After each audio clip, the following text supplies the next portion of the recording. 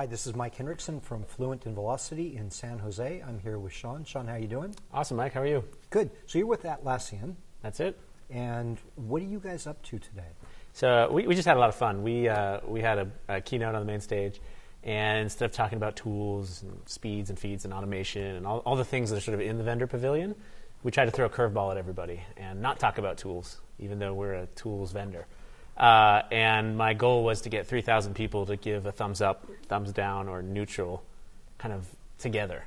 And that's part of this thing we do. Physical thumbs, not a Twitter thumbs. Yeah, not a Twitter. That would be great for some sort of marketing metric, I guess. Yeah. But no, a physical thumbs up. And it's this idea of a team health monitor. We focus so much on sort of the technology that we forget sometimes the people.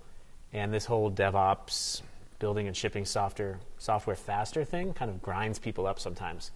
If you've ever been in an incident, right, you might have 1 million people on Twitter pinging you going, when is this thing going to be on? When is this thing going to be on? Meanwhile, your kid's soccer game is going on or something, right? And so this health monitor is sort of about making sure that your team is healthy, because if they aren't, they're going to go do something else. So a tools vendor, I kind of think you guys as a tools company. Yeah, we're known for the dev tools. Is that another tool? It's a process, I guess I'd call it. So you can download it as a PDF. You could get it as a Confluence template, or you can just print it out at Kinko's in a 36-inch piece of paper, stick it on the wall, and run it with a marker and some Post-it notes. And so we grew from about 1,000 employees to 2,000 in the last 12 months. And one of the ways we're able to do that, I think, is to make sure we're really, really tight on developing the people. We kind of always say we want the people to do the best work of their lives. And that doesn't always mean giving them the next tool. Sometimes it means actually equipping them to maybe manage a team for the first time. And so this health monitor basically allows you to use your thumb very quickly and say, how are we doing on team leadership as a team? And so it's this, and good, this. meh, yeah, bad. I call that Montessori. Yes. I play golf like that. Exactly. So once you do that, right, you have a list. You have essentially red, green, and yellows. And when you have those, you know where to diagnose. And then we have a series of plays that you can run that may help. Let's say it's a leadership deficiency or a lack of shared understanding or unclear decision making, which happens all the time, especially when you have these two pizza teams, kind of software, highly agile teams, knowing who's the right person to make the decision. So our playbooks basically diagnose with a thumb, and then we give you a play, and you can run that play with your team to see if you can improve it, and then you run the health monitor again maybe at the end of the sprint. So this is something you guys use for yourself, and you're now giving back to other people who want to use it. Yeah, I mean, it's part of our culture, and when we talk to our customers, especially with this microservices, agile DevOps transformation that everyone's going through, you now have more small autonomous teams with dependencies.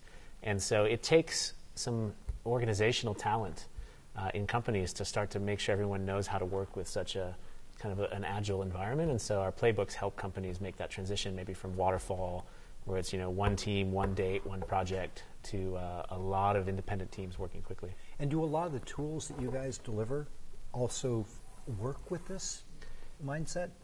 Yeah, it seems like it's a mindset. Yeah, there's certainly a mindset. So, right, we're known pretty well for the Jira tools or Confluence or Bitbucket, but we also have tools like HipChat. We have Trello, and so I think that kind of leads us to maybe a little bit of where the future of this DevOps thing goes. I think it's a convenient word, right? We took the speed limiter off of this whole industry when you didn't have to wait for a server to show up at the loading dock. And so that put all the pressure on the people that work together now. And I think that pressure is making its way all the way through the business in a way that it hasn't before. Think about if you used to make a physical product, right, at your company. There were assembly lines, capital expenses, machinery, molds that you would have to build. We made physical books. Right. Yeah, books is a great example. Yeah. And if we move to this digital world that everybody's moving through, that book does not depend on a dead tree. You do not have to wait for the logger to bring the tree to the mill to print the book. And so because we've essentially vaporized that lead time, the pressure is on people to collaborate faster, and dev and ops were forced to figure it out. It started in software. This sort of dark art of technical teams is actually going mainstream.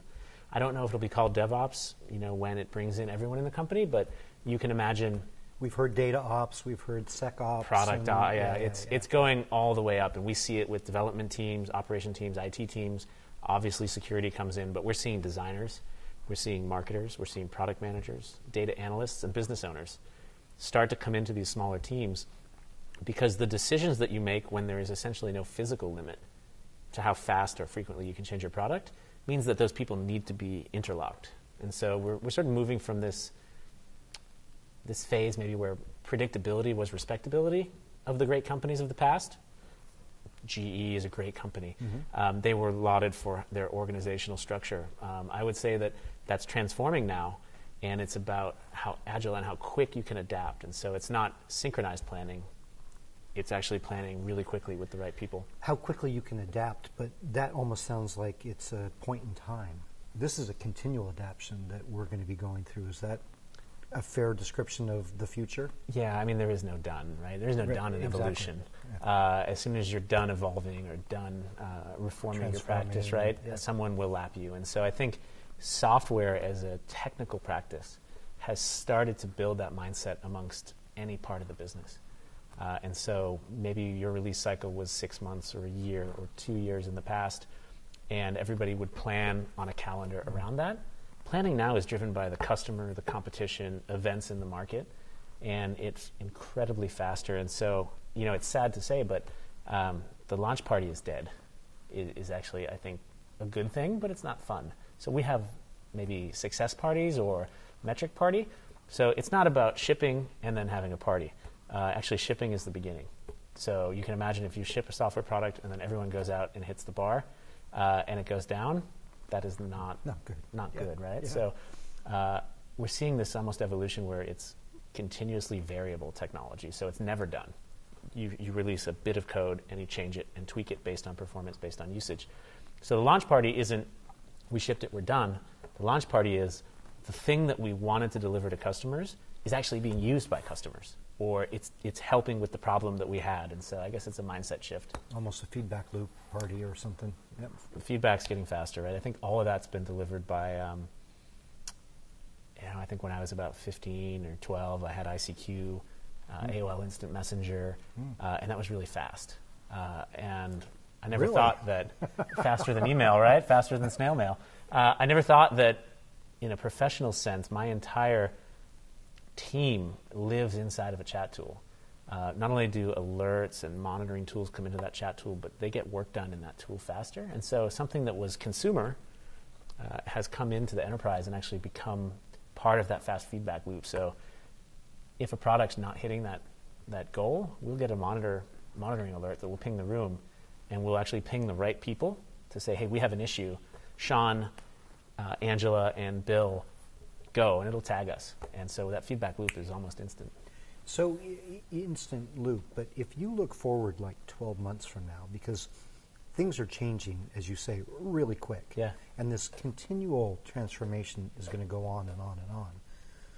If you were to say, let's stop the clock 12 months from now, what would you like to say you're doing differently at that time?